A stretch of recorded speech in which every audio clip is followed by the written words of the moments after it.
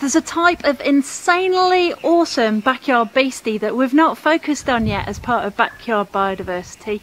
Today's episode is going to be all about mokomoko, our legendary lizards. There's over 110 different native species of lizards in New Zealand. They're all either geckos or skinks. Both can eat insects, but also drink nectar and eat fruit. This makes them important pollinators and seed dispersers for some of our native plants. How awesome is that?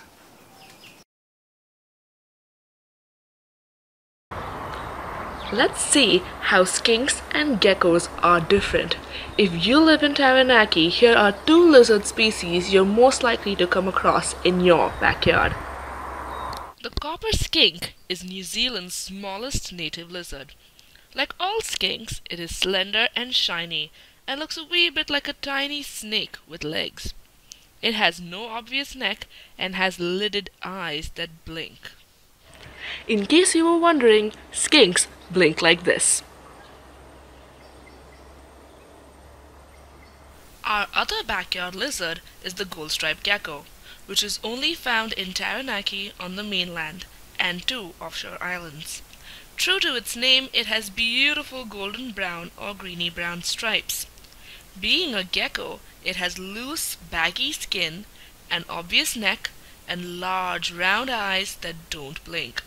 They can actually see through their eyelids. If you're lucky, you might see either of these lizards basking in the sun in your garden.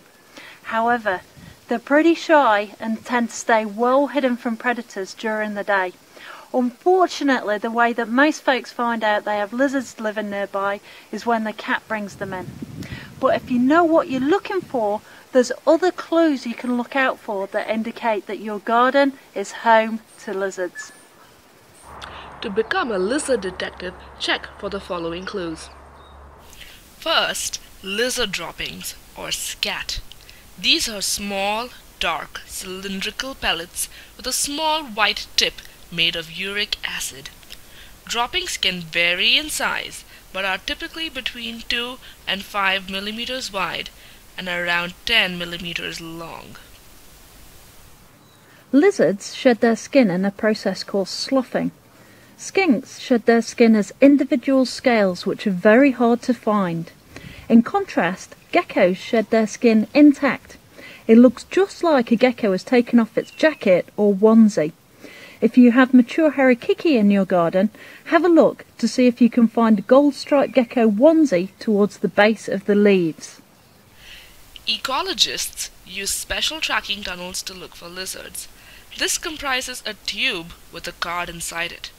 This card has sticky black ink in the middle and is baited with a small spoonful of smashed banana or tinned pear.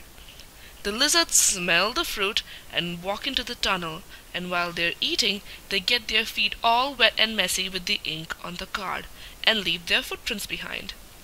Tracking tunnels are more often used to detect predators, so we'll show you how to make one from scratch in another episode. Lizards leave distinctive foot and tail prints.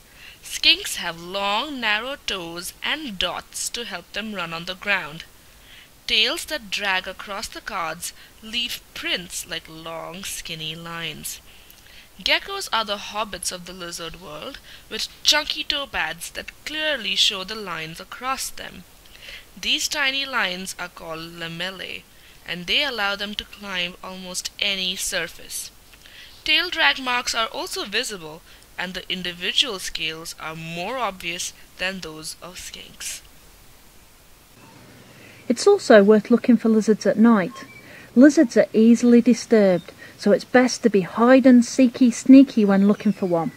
Use a torch to spotlight into the heart of thick bushy plants like flax and astelias, and keep an eye open for their glistening eyes.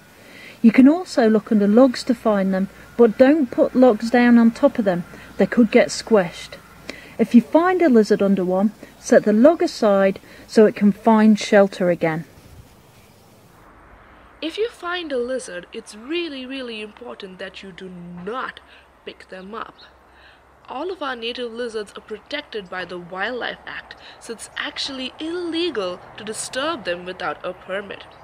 Lizards can also drop their tails if they are disturbed, and that's not a good thing. Lizards store fat in their tails, and they need this fat especially in the cold winter months. If they drop their tails off, they can grow them back, but it's never as long as it used to be. And so they may not be able to survive the cold without their tails. Nobody wants that to happen. Everything eats lizards, so they're very vulnerable to predators. Cats, mice, rats and hedgehogs all pose a threat to lizards in your garden, so you're best to keep your cats in at night and trap for other introduced predators. The other thing you can do to create safe lizard habitat in your garden is to build one of these lizard lounges. Choose a warm, dry and sunny area to build your lizard empire. Lizards need safe places to hide, so I hope you've not washed off that mark from your finger after making bug hotels. Gaps of between 10 to 16 millimeters will work for those skinny copper skinks. Stack some logs, rocks, old brick, firewood, and bark, leaving lots of gaps that are 16 millimeters or smaller.